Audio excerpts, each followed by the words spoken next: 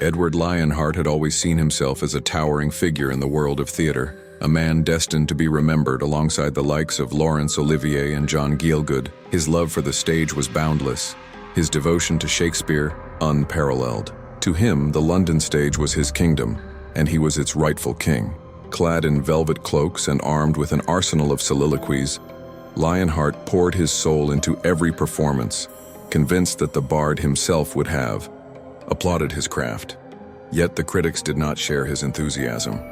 For years, their scathing reviews gnawed at his confidence, branding him as melodramatic, overwrought, and outdated. Edward, however, dismissed their opinions as the petty jabs of lesser minds incapable of recognizing true artistry. He performed for the love of Shakespeare, not for their approval, or so he told himself. The final blow came during the prestigious Critics' Circle Awards ceremony. Edward, a man who had dedicated decades to the stage, was nominated for the Lifetime Achievement Award.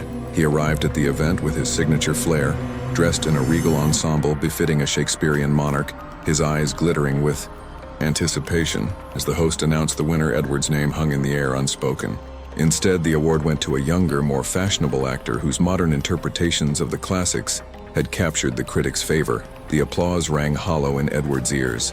His heart sank as the realization struck he would never receive the recognition he believed was his due. Humiliated and broken, Edward stormed from the ceremony, his face a mask of anguish. That night, in a dramatic gesture befitting a Shakespearean tragedy, he climbed to the top floor of his penthouse and stood by the window, gazing out at the city that had rejected him.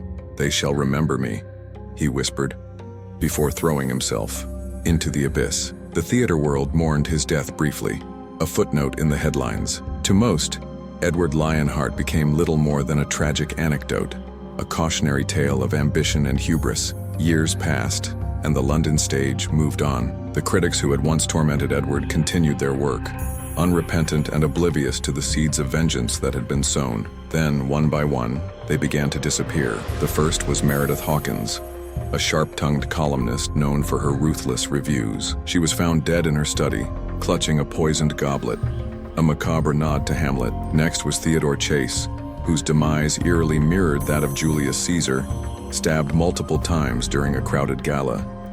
Each death bore an unmistakable connection to Shakespeare's plays, and whispers of a pattern began to spread. Inspector Graves, a no-nonsense detective with a fondness for theater, was assigned to the case. As he delved deeper, he uncovered chilling evidence suggesting that the murders were meticulously orchestrated by someone with an intimate knowledge of Shakespeare and a deep grudge against the critics. Meanwhile, Edward's daughter, Miranda Lionheart, returned to London after years abroad. A brilliant actress in her own right, she had shunned the stage after her father's death, unwilling to live in his shadow. Now, she found herself drawn back into the world of theater, only to discover that her father's legacy was not as dead as she had believed.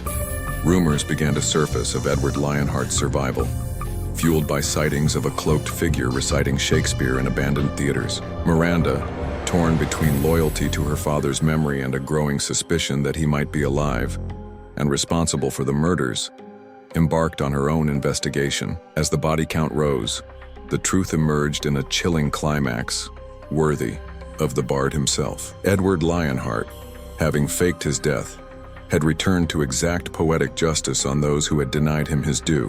With the help of a group of outcast actors loyal to him, he staged each murder as an elaborate theatrical production, ensuring that his victims' ends were as dramatic as his own performances had been. The final confrontation between father and daughter played out in an abandoned theater where Edward planned his pièce de résistance, a fiery spectacle that would immortalize his vengeance. As Miranda pleaded with him to abandon his quest for revenge, Edward delivered a final, impassioned soliloquy, a tragic hero consumed by his own hubris. In the end, the theater became both his stage and his pyre.